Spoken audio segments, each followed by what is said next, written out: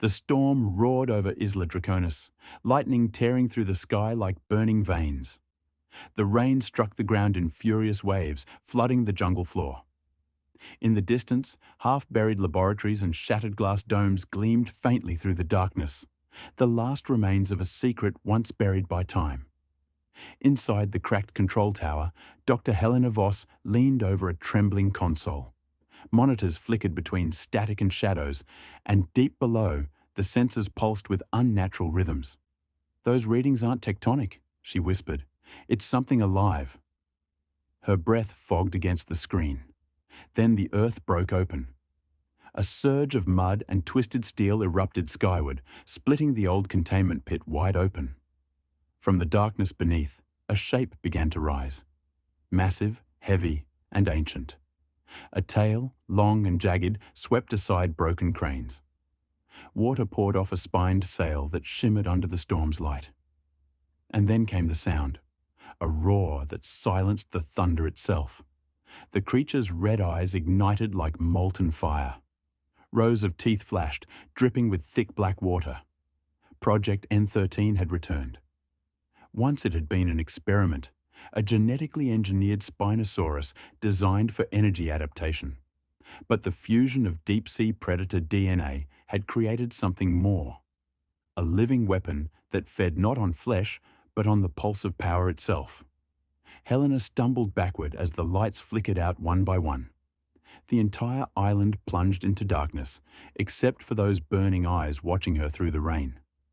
The monster inhaled, steam rising from its nostrils, and turned toward the faint horizon where the glow of civilization shimmered far away. NightTerror. Spino lifted its head to the storm and roared again, not in rage, but in hunger. Every bolt of lightning that struck its sail made it stronger. Every flicker of light called it closer. And as Helena ran into the jungle, she understood the truth. It wasn't coming for food. It was coming for power. The fishing town of Costa Mira lay silent beneath the storm. Wooden boats bobbed at the pier, their ropes creaking softly in the wind. The sea was black and restless. Luis Ortega, a weathered fisherman, stepped outside to check the lines. The tide was rising strangely fast. The water bulged outward, as if something enormous was moving beneath. Lightning flashed, and he saw it. A red glowing fin cutting through the waves. A low vibration rumbled under his feet. The water exploded upward, drenching the entire dock in a curtain of sea and fire. NightTerror Spino erupted from the depths, colossal, furious, magnificent. Its roar echoed across the harbour, shattering glass, shaking houses, and throwing men to their knees. Panic swept through the town. Lights flickered, and people screamed as the creature's gaze locked onto the glow of street lamps. It lunged forward, smashing boats and tearing apart the pier with monstrous ease. Every spark, every bulb drew it closer, feeding its hunger for energy. Luis ran for the radio tower, splashing through knee-deep water.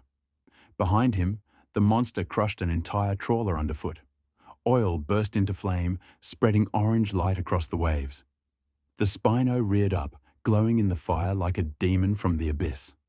He climbed halfway up the tower, gasping for breath. But the creature saw the beacon's blinking light and turned its head.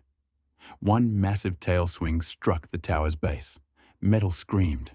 The entire structure collapsed, taking Luis and the last signal with it. From miles away, satellite feeds went dark. Costa Mira disappeared from the grid. Nothing but static. NightTerror Spino stood among the burning ruins, the rain hissing against its scales. Then it turned inland, toward the distant mountains where brighter cities waited. It roared once more, and the sea answered back with silence. The city of Valdora glowed like a neon jewel in the night. Towers rose high, their windows reflecting endless rain. Music, traffic, and the hum of life filled every street. No one saw what was crawling up the river until it was already too late. The water near the docks began to churn. Workers pointed, confused, then screamed as the surface erupted. NightTerror Spino rose from the depths, towering higher than cranes, glowing with energy stolen from the storm. Its sail flickered red, lighting up the fog like a blood moon. Alarms blared. Police and soldiers rushed to the scene, shouting orders lost in chaos. Helicopters filled the air, searchlights cutting through the rain. But when the beams hit the creature's skin, it froze, then lunged at them.